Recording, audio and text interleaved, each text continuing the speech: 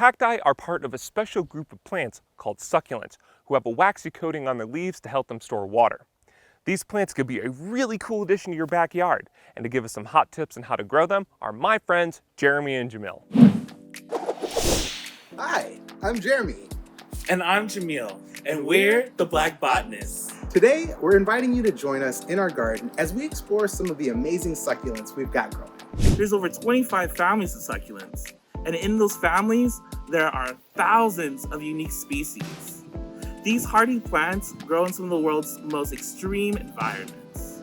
In this crate, we've created a mini desert environment, complete with sandy soil and a variety of different succulents.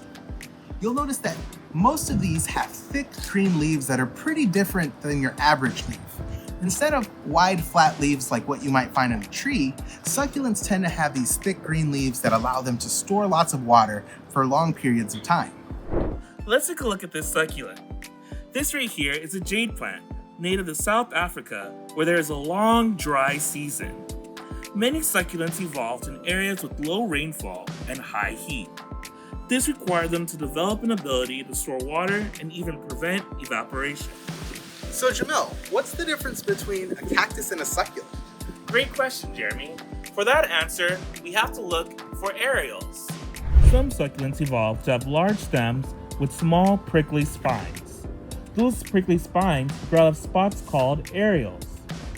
Take a look at this peanut cactus here, which is native to Argentina.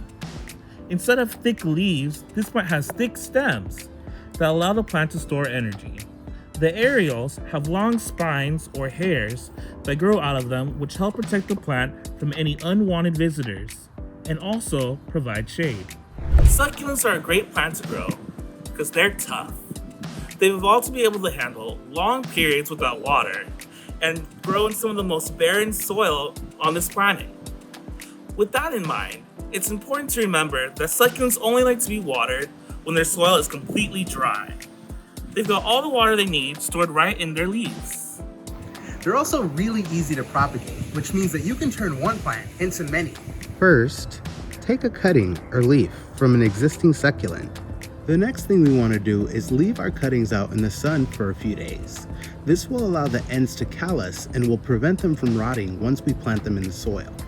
Next, we'll want to make sure that the soil stays lightly moist and make sure it gets lots of sunlight. Within a few weeks, we'll have roots just like the ones on this succulent in no time. There's actually lots of succulent plants that are native to North America, including places that aren't even deserts. Some succulents are very cold tolerant. In fact, where I live in Ohio, there's the eastern prickly pear, which is native and thrives in sandy soils. As I always say, if you can plant native, then plant native. Cactuses also make for great houseplants. Just remember to take care of your plants and don't lose them in your house. We all lose in a cactus surprise. Ouch! We'll see you next time on OutSCIder Classroom.